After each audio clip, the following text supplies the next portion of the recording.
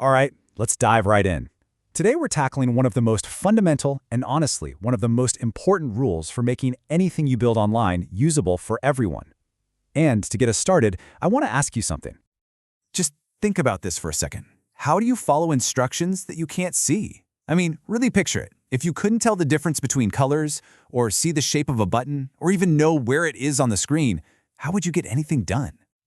Well, the thing is, when we write instructions like, click the round button or use the menu over on the right, we're basically building a wall. For millions of people, folks using screen readers, people with low vision or even colorblindness, those kinds of instructions are, well, they're useless, completely meaningless. But the good news is there's a solution. It's a core principle in the world of web accessibility.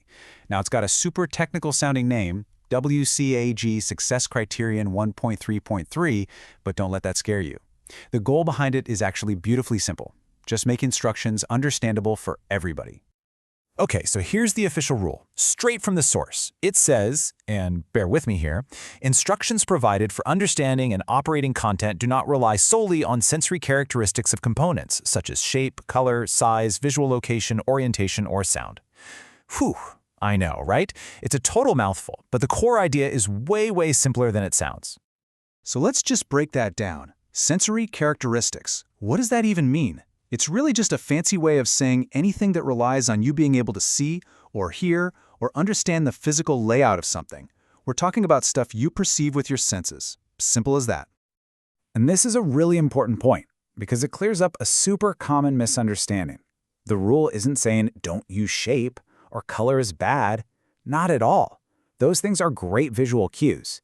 All it's saying is that those cues can't be the only way to figure something out. You've got to have a backup plan, a non-visual way to get the same information. Okay, so theory is all well and good, right? But what does this actually look like in practice? Let's check out a couple of perfect examples, and these are pulled straight from the official guidelines. So here's a classic example of what not to do. We've got an event schedule, right? But the only way to know where an event is by its little icon, a blue diamond or a green circle.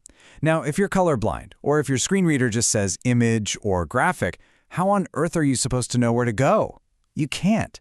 This thing is basically unusable for you. It relies only on those sensory cues, and yeah, that's a big fail. Okay, so that's the bad example. Now let's flip it and look at how to do it right. This next one is from a survey that spans a few pages, and it nails the idea of giving people more than one way to understand. Just look at the difference here. It's night and day. The failing version says, click the green arrow icon in the corner. Okay, but what is that icon? The passing version, though, says, select the green arrow icon labeled Next. See? Those two little words, labeled Next, that's the magic right there. That's the key. Now a screen reader can just say Next button, and you know exactly what to do. The visual cue is still there, but it's not the only game in town. So, we've covered the problem, we've looked at the official rule, and we've seen good and bad examples. Let's boil this whole thing down to one single takeaway, one simple principle you can start using, like, today. Seriously, if you only remember one thing from our chat today, make it this. Describe things by their name, not just by how they look or where they are. That's it. So instead of saying click the button on the left, you say click the submit button on the left. It's such a small change, but it makes a world of difference. And this isn't just about checking a box on some compliance lists. This has a real human impact. When you give things a proper name, a person who's blind can navigate your site confidently.